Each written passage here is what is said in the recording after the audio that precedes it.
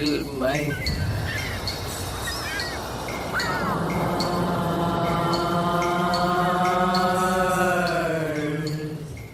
Welcome to Speak Sex. I am your host, Eurydice, and today's guest is Veronica Clark. She's a love educator, and she has the Liberate Your Orgasm podcast. Welcome to the show, Veronica. Thank you. I appreciate that. I'm excited to be here. Yeah, there is so much. I've looked at your teachings, and I'm interested particularly in the healing work that you do, which is, it seems to me, part of what we need in this moment in our culture, when we're overwhelmed by 2 years of, COVID and kind of like intersign disagreements, a loss of like trust in what's true and what's, illusion.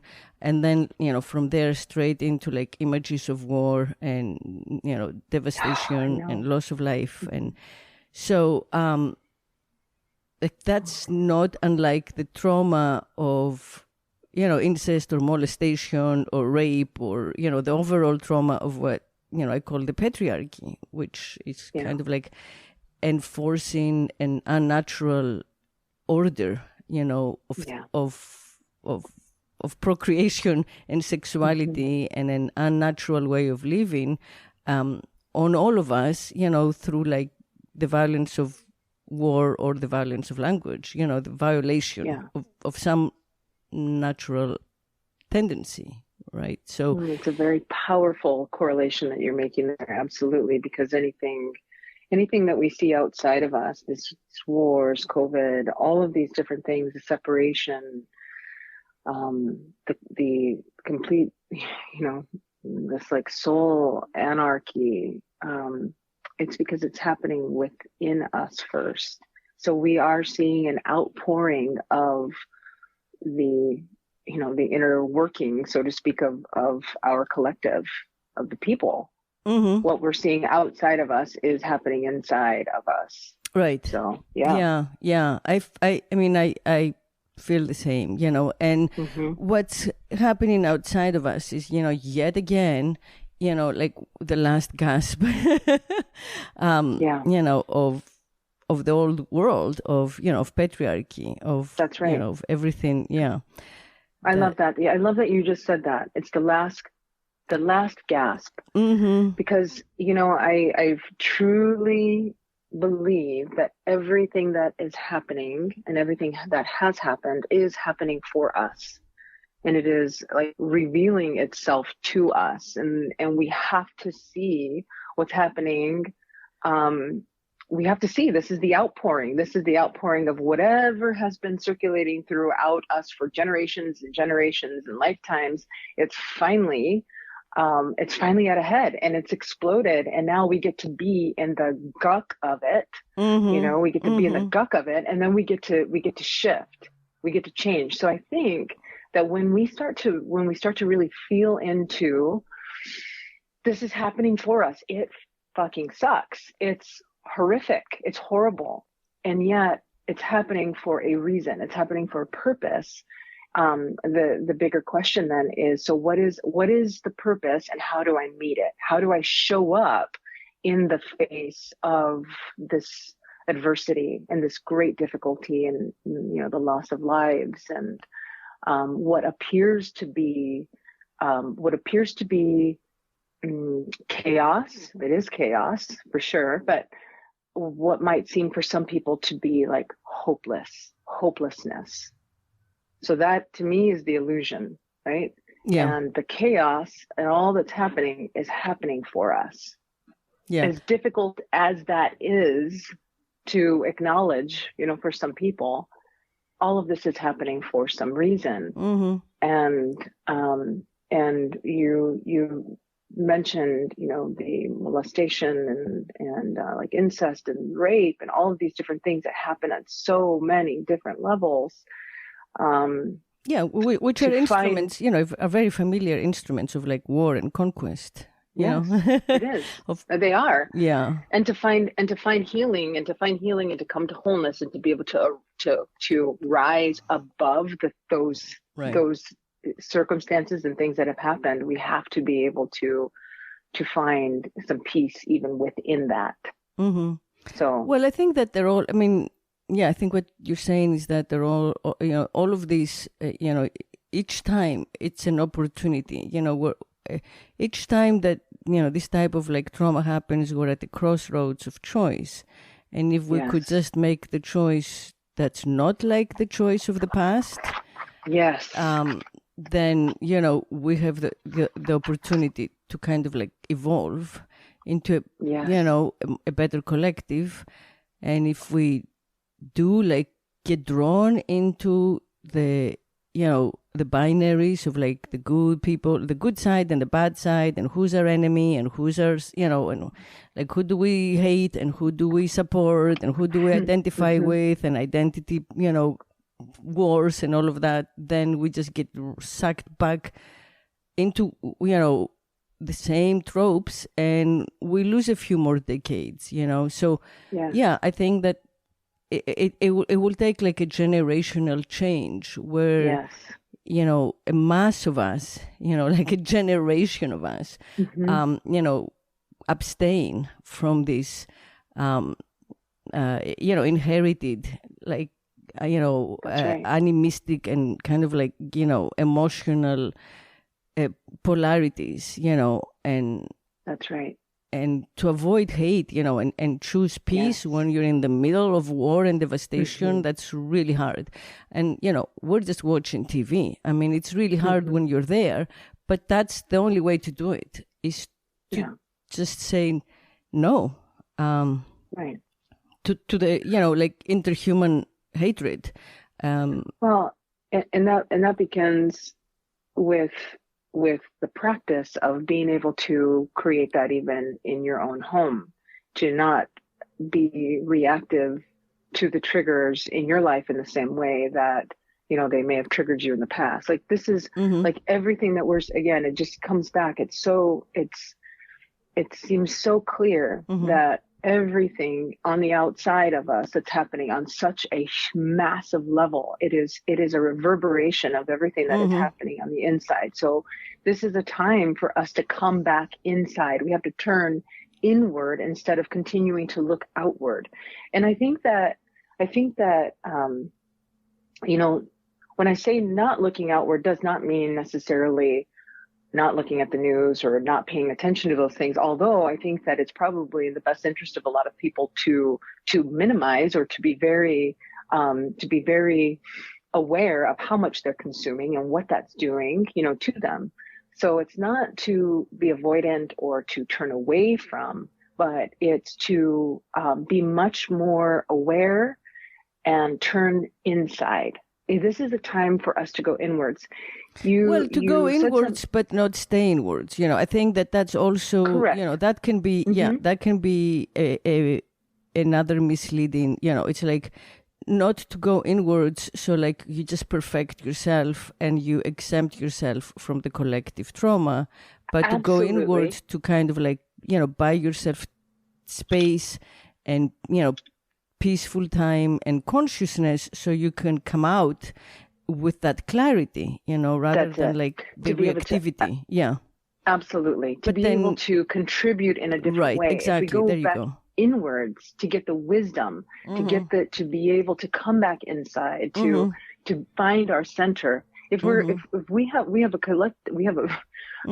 people who, and myself included, right, where we have been taught and conditioned to look outside of us so much that this is what keeps us in these very reactionary states. But being able to go back inside to find, the peace at the center of the calamity, of the storm, and then to go back outwards to be able to share and to bring more of the insights to our life, to all of us, to make it better, to make it different, and we're talking about a really deep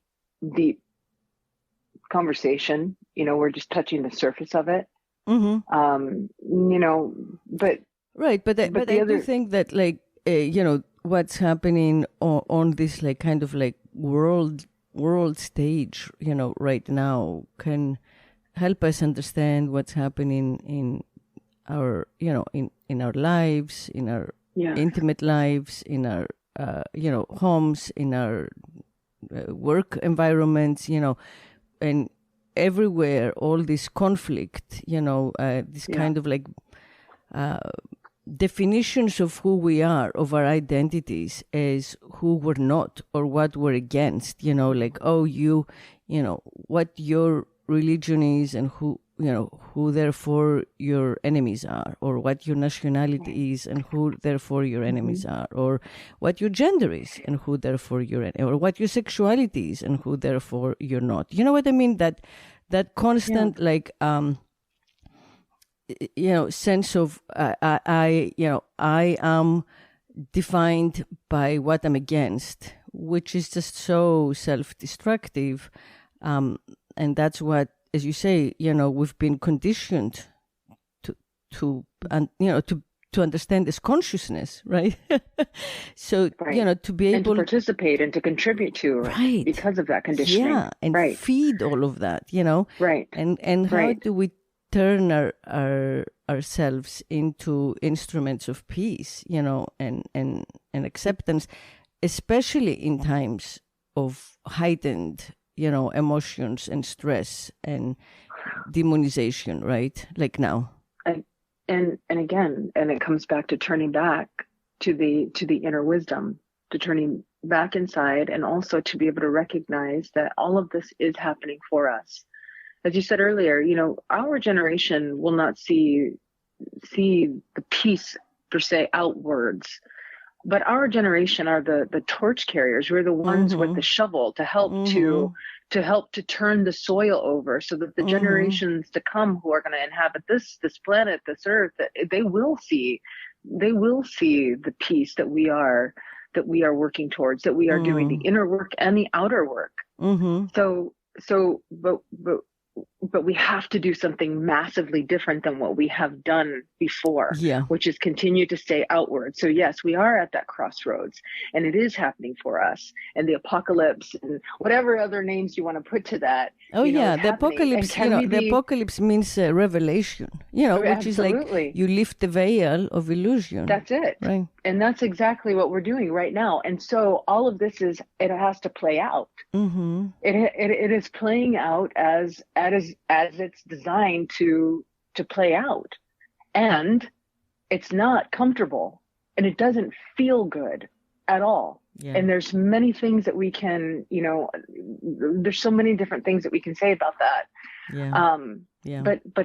But all of this has to arise so that we can move through it, and there is a way to move through it.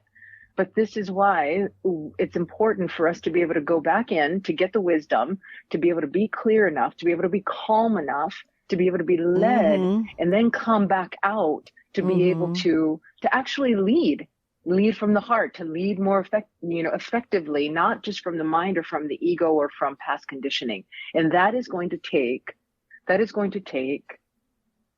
us as a people, as individuals, to choose into that for ourselves and for each other. And I think it's going to take like a reversal, like an actual twist, like a turn, 180 degree, or whatever you want to call it, absolutely, like a magic shift, because And I agree with you. It's kind of like we're in the middle. Hopefully, we hope that we're in the middle of this. I mean, I look at my mother who, was married at like 18. Her father, gave her hand away in marriage, and she had me at 19, and she's only known one man, and he, was in charge. She never had a bank account or a job or drove, or, he just crossed over, and she doesn't know how to use the cell phone, right? Wow. So, and then there is me. I am the, that link, right? That narrow point in the middle, and I run away. I left home, came to America from the island of like Lesbos, actually the island of Crete. Oh, wow. And came to LA, right? So when I was 15, and then I raised my daughter as a single mom, and my daughter is now in law school. She's like 22, and it would never occur to her that she even has to like marry in order to become a mother, right? It would never occur to her that she would need to depend on a man to survive financially. Right. So this is a simple example because we're not, we're not including all of the symbolic and emotional content that we've been referring to. But at that level, right, of like the financial stuff, the sense of like need and dependency and submission, therefore, in a generation, the shift has happened, right? So it's happening.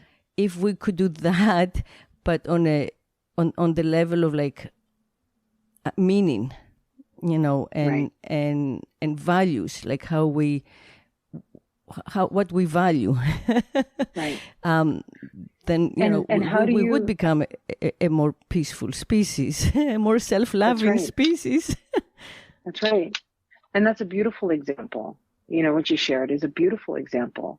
And when we can make these links and we can make the connections to see how change is made, how maybe thoughts or beliefs or, traditional ways of being have been passed down to us, and how we have been able to, break that chain, even just slightly, bringing more awareness to that, I think fosters more hope. It opens up the door to more possibility and potential. And then we can actually see how powerful of creators that we are if we choose to see that. And that is where I come in, and that's the work that I do. Is I love to help people to see how powerful that they really are, and how much they actually have within themselves if they stop looking externally. How, so many of us we have been called to this time so that we can start breaking the chains, so we can start breaking the cycles, but it all has to begin first with us. It begins with the cycles that we break within our own inner thought patterns, and the ways that we speak to ourselves, the way that we interact with ourselves, and then how we begin to interact with others. So being able to even look at the beautiful way that you've been able to live your life and be able to break that may not seem like a big thing, but it is. It's huge. It's a big piece. I did something very similar in my life. I have 5 children. Wow. I have 5 children. That's amazing. Respect. They're incredible. I because of my history, and growing up, I thought also that I had to be married and have children. So I really bought into that. And in fact, because of my trauma, I, for a long time, unconsciously, was looking for my father and was looking to be saved, looking to be saved. And so I wanted to be saved. And thus that meant getting married and having children. And I'm grateful, and all of that I'm grateful for all of those things that happened. But I realized a lot later that wasn't the only path, but that was the only path that I saw. That's the only path. And so because of that, I created that. I manifested that. Now, thankfully, I have, none of my children feel that they have to do that. And I've got 3 college children, 1 already graduated, 2 others in college right now, and no grandchildren yet. Hopefully that's, quite a ways down. But I can already see in my own children that the thought pattern that I came into, that somebody needed to save me, that's already been eradicated. It's already been shifted. And that makes a big deal, because they get to go out in their lives and start to explore and experience and have more life, instead of having these this limited view of themselves and this limited view of what's possible for relationships. Right. And also, like, wait, what is he saving us from? Right? Well, this Savior, what's he saving us from? Absolutely. Well, that's usually a very unconscious question. What is saving me from my life, saving me from my past, from my pain, saving me from a life of doom. Who knows? Like, fill in the blanks. You know, it's just it's such an unconscious thing. I mean, it took me years to even recognize that was the place that I was coming from. But then when I look back at, you know, my generations, my mother and my grandmother and my great grandmother, I can see the pattern. I see the pattern. It's very evident. It's just that, again, if we don't bring awareness to it and look at it, not from a place of, oh my God, this happened to me, and stay stuck in the traumas of it, right, then we can't actually see the gift of what's happened, and we can't actually see the chain, and also see the ways that we can break that chain and create a new path. So right, it's, you know, it just, again, it just all comes back to the inner awareness and the questions that we're asking ourselves, and then how far down and how deep down we want to explore those questions. Yeah. And I think, like, also, it does come down, it does come down to understanding, ourselves as women, and understanding, the feminine in men as well. I think that, we've gone, it's interesting, what has happened, in the past, few decades, because we started somewhere there, and then we, instead, like, ended up having feminism and, feminist, like, expression become, like, again, like, kind of like an individual financialization of sexuality. So, we forgot completely, like, womb power, the power of giving birth, the power of procreation, the power of, like, menstruation, our connection to nature, all the languages that are pre-verbal that, women with a B, women, like, have access to just by existing. And we've, associated empowerment with, like, making money off these, of our bodies, basically, of our appearance, which is kind of like the work of nature, like, when, nature decides when we enter puberty to make us really attractive and hot, right? We don't really do the work. Right. No, but we're like, we take full credit for it, like, we're like, oh, this is me. Like, I'm so hot. That's such a, I actually have never looked at it that way, but you are so right. It's like, thank you, creation, thank you, nature. It's true. Yeah. and it's, like, we do need to appreciate, even more, like, kind of like, our connection to nature, that we instead, like, look down on, because that's the patriarchy. Oh my God. But you can see now it's happening. It's happening so much more. The conversation is so different now than it was when I was growing up. I mean, I was taught to hide my blood, and that it was, just cover it up and make sure that nobody sees it, and any of those things. I would have, like, never occurred to me to, wear a menstrual cup, or to see my blood, or to offer my blood to the earth, or any of those things. Like, it would have been, there's just no way. But I remember, it just wasn't, the times are so different. But again, like, you can see, like, this is the eruption. We needed this. We wanted it. Our hearts, our souls longed for it. And we so desperately needed to come back to, to the practices that are indigenous to our souls, to our existence. What brought us here in the first place. It's like, we are going back 360 in some ways, back to the heart of ourselves and of humanity. But I love that. I remember when my youngest daughter started bleeding, we couldn't wait. I knew it was going to happen at some point. She started a little bit later, and it was so exciting. And my girlfriend came over, and we took her outside and we, just like sat by a tree and just talking to her about her blood. And she was a little bit freaked out because this is not something that her friends, do or talk about. There's still, some people who are not even open or aware of these kinds of things, and it might seem witchy or strange or something.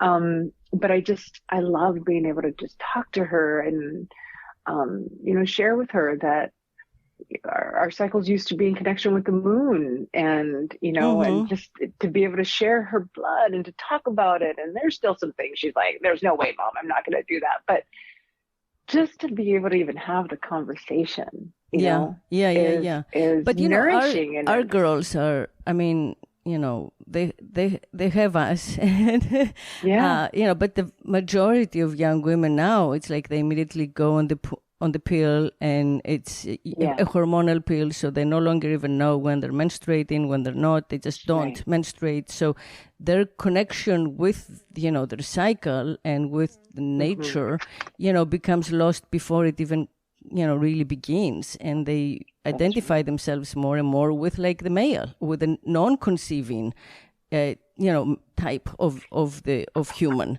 And I think, I mean, I agree. Like my daughter free bleeds,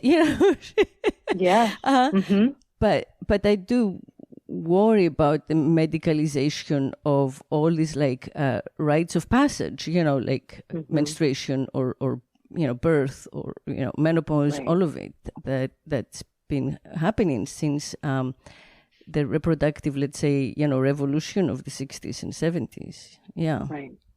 It's gone the wrong direction.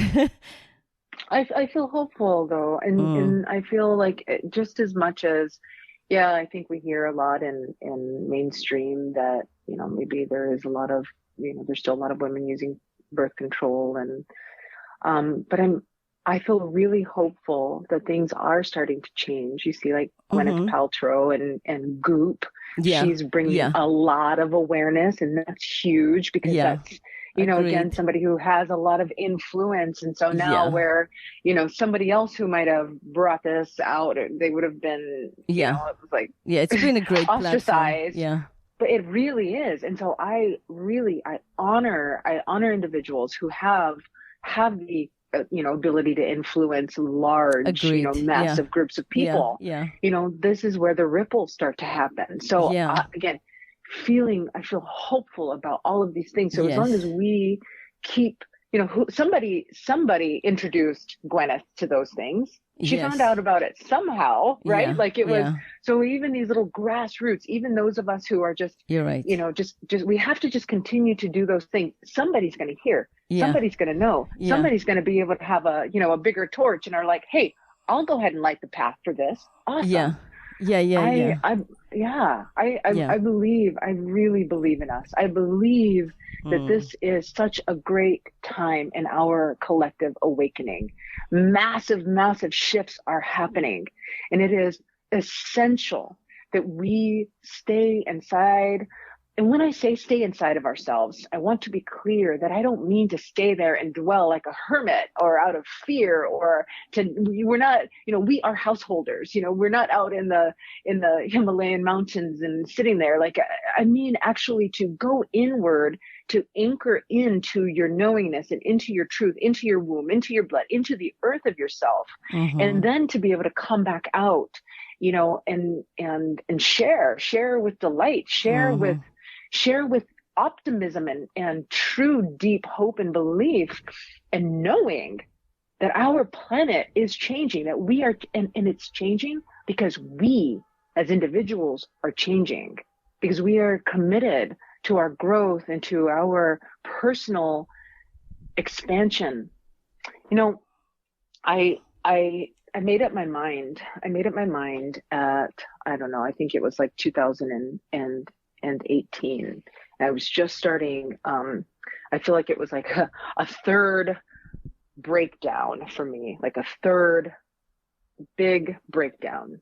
And I'd had a nervous breakdown, emotional breakdown, and experienced massive financial, economic devastation, bankruptcy, divorce, all kinds of things, and breakdown, nervous breakdown, in 2009, and then just another one, which was basically, I don't know, maybe 2016, and then another one that was 2018. And I'm so grateful for those, because those breakdowns are breakthroughs, because we have to break down the structures that were built in order to get down to, had to break up all of that cement, all of that, had to break it. And so in 2018, I was like, okay, I know where I'm at. I've been here before. What am I going to do differently? Like, what's going to be different? So I was at that crossroads. What am I going to do different? Like, really different. And I had no clue what I was going to do. I had no clue. I had no clue, but I knew, and I could feel in my body, my soul was like, you can't do this anymore. So what that looked like for me was, I left my job. I left my corporate job, my career. And I had to peel back all the layers and start from like zero, start from nothing. I left my house again. I left my car. I left all the things. And even my family thought, like, what are you doing? Like, they were like, what are you doing? It made no sense to anybody at all. It didn't make any even sense to me, but I had to listen to something that was so deep within me. And I made this decision that I was going to live. Like, I'm going to live. How do I want to live now is actually what brought me naturally to the work that I'm doing with sexual intimacy. And you know, I want to talk more about sexual intimacy. I don't think that we necessarily have all the time to discuss that, because it's so much bigger than, you know, just sex. It's really about using our life force energy as a way to co-create with the universe. It's a way to actually, when we tap into our sexual energy, is tapping into the creator within us, the divine within us. And the only way I feel like I could have really did that and break through all of the sexual trauma that I experienced in my life was to have this like kind of come to Jesus moments through these breakdowns. And so to bring it back to where we were talking about earlier in the conversation, we're there as a collective. We are in the breakdown. Like, we've been in the breakdown. It is breaking down more and more and more. And now it just has like a lot of people's attention. Right. And it's been a, you know, it's one of those things where it's like, it's slowly and then it's suddenly. These are not things that are just out of the blue. All of this is happening for us, but it is such an inspiring time for us to actually tap into more of our life force energy, to tap into our deep well of resources, so that we can start to shift and change the trajectory of where we're going. It's going to change. We're there. We just have to go through the process, which is much like I had to do. I had to go through the process of like not knowing what the fuck I was doing, and everybody else thinking I'm going crazy. But I'm like, no, this is going somewhere. We have to do that. We have to make such radical changes and deviate from the conditioned comfort that we are accustomed to, and start doing things that are out of our norm. And that's the way that we're going to be able to, you know, to pave this new path. I agree. And that's the way to like our personal peace and our world peace, you know, which honestly is more valuable, you know, because yes, we want to have a happy life, but also what kind of world do we want to exist in, and what kind of world do we want to bring our children into? That's right. Yeah, and I think, you know, what you're saying is like deviate, like you know, turn it around. We used to say, you know, turn it around, like the meaning of things, you know, like break free from the prison of our mind, which is really the prison of the patriarchy, which is really the prison of like those words and meanings, right? That are so triggering. And we're breaking the spell. We're breaking we're reversing it. It's like reverse the spell. We're that's reversing so nice. it. We're reversing the spell. Yeah. So that's what we're doing right now. I love it. You know, and we don't have a roadmap for it. The roadmap is not outside of us. The roadmap is inside of us. It's in our own unique creation, our own willingness to travel inwards enough, to be quiet enough, to find the peace in the chaos, to be able to come back out, because that's where the answers are. It's like right there inside of each of us. So it's like, again, making that decision to say, I'm going to live. And I want to live vibrantly. What does that look like? Yeah. And I'm going to question. I'm going to question what I was taught. You know, I'm not going to just going to. You're not just going to go with the flow anymore. Yeah. You know, and I'm not going to care, like for us women, I'm not going to care as much about whether or not I'm likable and like, you know. That's a big one. Oh my God, I know. Like, that's a big one. I won't care so much what will people think, like all that stuff. I know. And that's a deep conditioning. Yeah. That's a really deep conditioning. Yeah. And that goes back to, you know, if once we start to remember the ancient practices of women, you know, like, then we know there's no competition. There's no need for competition amongst each other. We put the bricks beneath each other's feet, and we can help each other birth, you know, new ideas and new, we're here together. Yeah, there's we no can like rebirth. There's no need for that. Right, we can rebirth ourselves. Yeah. It's the power of us. It's the power of us. Yeah, you know, so. And especially because, like, you know, nature is the constant. You know, nature is what is basically like life, right? But everything that's a product of the mind, you know, our mind is our extra, and everything that's a product of the mind, all of culture is literally man-made, you know, so that's the stuff we can change. Is like, that's right. You know, perspective. We can change perspective, you know, which is like change the way we see things.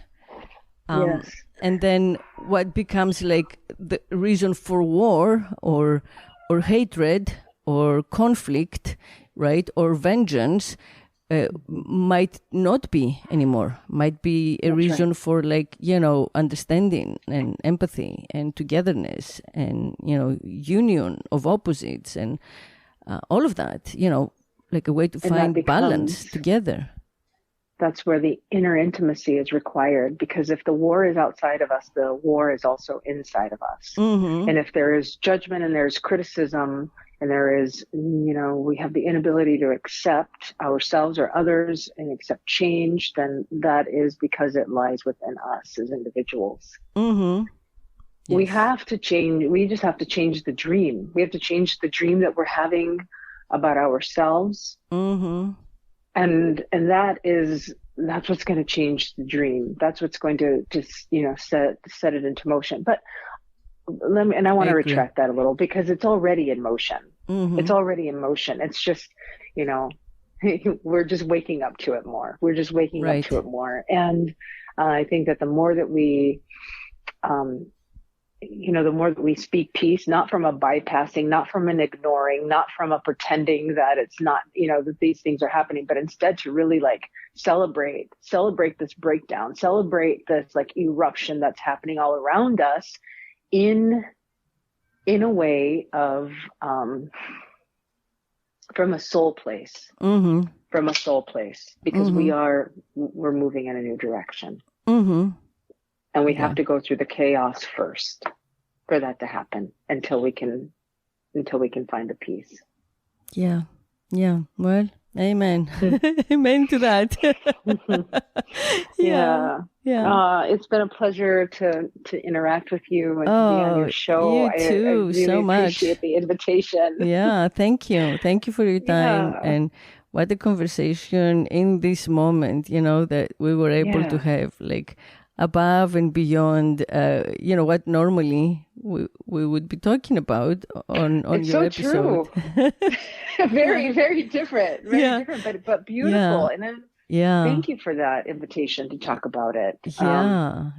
Thank you for being open to it. That's one thing that our tragic moment, in March of 2022 makes very stark, is like the stakes, the stakes, how high the stakes are. Yeah. Right. So thank you. And thank you everyone out there for listening and for staying with us. And until next week, keep speaking sex, keep speaking war and sex and consciousness.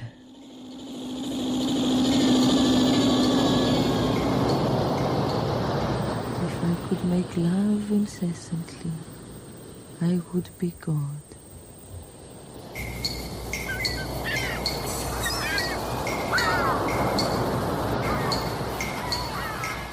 Of that, beauty making, nature loving, as I said, like seasonal, kind of like respecting the seasons and the way time is slow in nature, mystical, creative, artsy, pleasure making, but in the most basic sense, not in like the conquering, let me go out there and grab what I can sense.